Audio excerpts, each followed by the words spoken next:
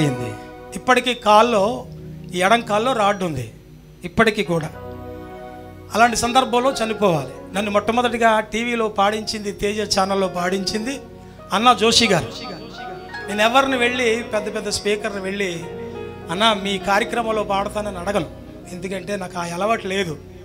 నా పాటలు ఆయన గుర్తించి మా ప్రాంతంలో మరి ఆయనే ఈ యాక్సిడెంట్ అయిన తర్వాత నన్ను పిలిపించి తేజ ఛానల్లో పాడించారు. అప్పుడు తేజ ఛానల్ ఉండేది, కేవలం సినిమాలు మాత్రమే వచ్చాయి, అందులో ఇంకేం వచ్చేవి కావు. అలాంటి ఛానల్లో మరి ఆయన మాట్లాడుతున్నప్పుడు నా పాటలు ప్రార్థన నేర్పమయ్య, సిలువలో సాగింది యాత్ర, కొన్ని ఆనుమత్యాల పాటలు క్రైస్తవ లోకానికి అందించాను దానిలోనే, ఆ ఛానల్లోనే.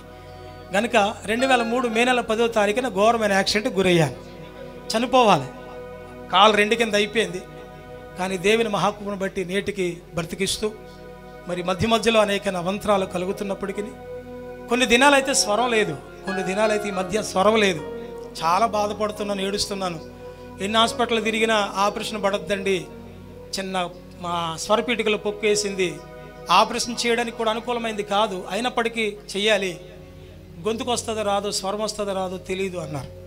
ఎందుకంటే సంగీతంలో గురువు లేని విద్య నాది, నాకెవరు గురువు లేరు, నా దేవుడే నా గురువు. నాకు నేనుగా నేర్చుకుని ఈ సంగీత పరిచయలో కొనసాగిపోతున్నాను నేటికి. అలాంటి సందర్భంలో మందిరంలో ప్రార్థించినప్పుడు, సంఘంతో కూడి ప్రార్థించినప్పుడు ప్రభు అద్భుతంగా మాట్లాడుతూ, మొదటి యవన కాలంలో ఏ గొంతు అయితే, ఏ స్వరం అయితే ఇచ్చానో ఆ స్వరాన్ని ఇచ్చి వాడుకుంటానని చెప్పాడు. ఇప్పుడు అలసట లేని స్వరం నాది, మనిషిలాగా చిక్కిపోయానేమో కానీ స్వరం ఎన్ని పాటలైనా ఎన్ని గంటలైనా తరబడి పాడగలిగిన పరిస్థితి నేటి దినాల్లో కూడా ప్రభువు నాకు ఇచ్చాడు. ఆయనకే మహిమ కలుగును గాక. దేవుని స్తోత్రం చెప్దామా, గట్టిగా దేవుని స్తోత్రం చెప్దామా. మరి కాలు తీసేసుకోవాలనుకున్నాను, అలాంటి పరిస్థితి, అంత ఇబ్బంది కలిగింది, అసలు చాలా ఇబ్బంది, చెప్పుకోవడానికి టైం లేదు. కానీ మరి అలాంటి సందర్భంలో దేవుడిచ్చిన అద్భుతమైన పాట, ప్రాణమా ఎందుకే తొందర దిగులు పడుకు వేదన పడుకు. కీర్తనకారుడు అంటాడు, ప్రాణమా నీలో నువ్వు ఎందుకు తొందరపడుచున్నావు, యెహోవా యందే నిరీక్షించు అనే మాటతో దేవుడు ఆ వాక్యం ద్వారా నన్ను ఆదరించాడు.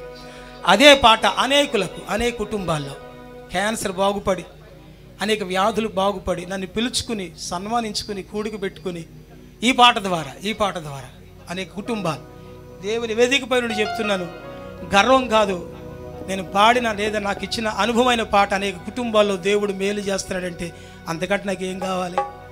ఆయన నామ మహిమపరచబడ్డం తప్ప మరొకటి ఏం కావాలి? ఆయనకే మహిమ కలుగును గాక. విందాం మరి ఈ పాట వింటూ ప్రభువుని స్తుతిందాం. పాటల పుస్తకంలో 48వ పాట.